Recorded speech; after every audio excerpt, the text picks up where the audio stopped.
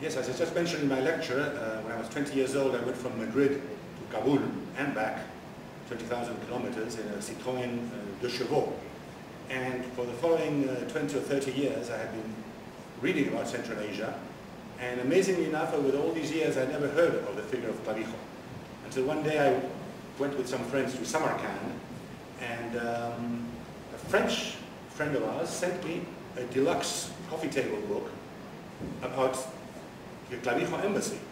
And that's how I discovered this person, this amazing person who in Spain is completely unknown.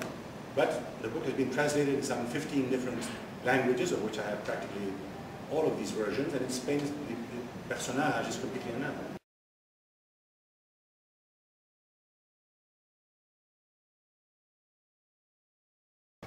Well, the writing itself, the gentleman who writes this thing, or some people say that it wasn't him, but one of the priests that went with him, is such extraordinary. It's a compendium of diplomacy, of architecture, of history, of ethnography, of geography. The style of writing is so accurate, it sounds like a notary describing everything. He sees all that they tell him.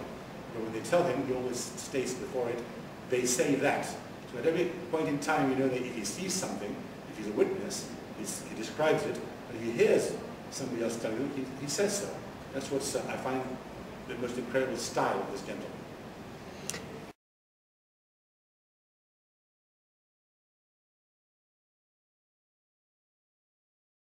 Well, over the last 8 years or 9 years, I've been giving lectures, writing articles, organized conventions.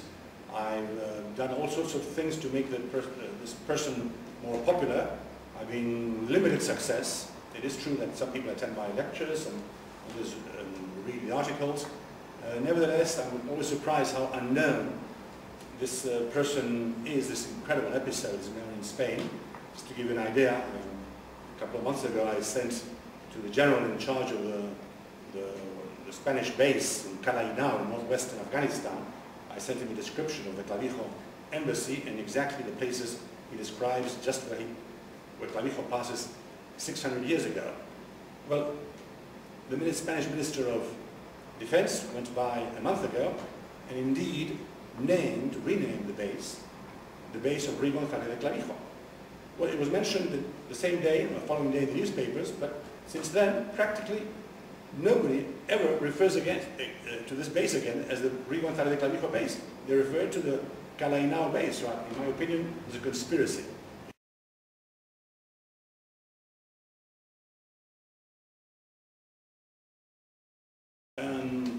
Even though after Tamerlane, the power of the Timurid Empire declined significantly, and he lost various parts of the empire to other parts, it is true that the Ottoman Empire, which after 100 years had conquered so much, would probably not have conquered ultimately Constantinople.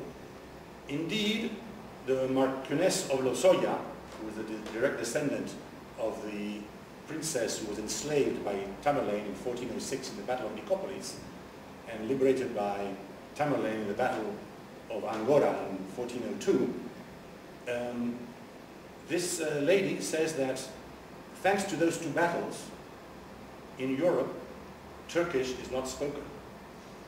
In other words, the tremendous impetus of the Ottoman Empire was such that it was stopped only by these two battles, one where Bayazet won Nicopolis, one that Bayazet lost 6 years later in Angora. And for the next 50 years, the Ottoman Empire also was stopped. But in 1453, as we know, Mehmed II finally conquered Constantinople, and that was when the Ottoman Empire really became very important, a century later under Suleiman. But had the original idea of the embassy, which was to create two fronts and squeeze in a pincer movement the Turkish Empire, history would have been completely different from what it is now. But of course the ambition of Tamerlane was to go and conquer China. And over 70 years old this man was, in the middle of the winter, and that's when he died. But had he not done this, and had he supported the Christian European idea, in spite of the 100 Years' War which is still going on, the Ottoman Empire would not have been so powerful. The history of Europe would have indeed could have been different.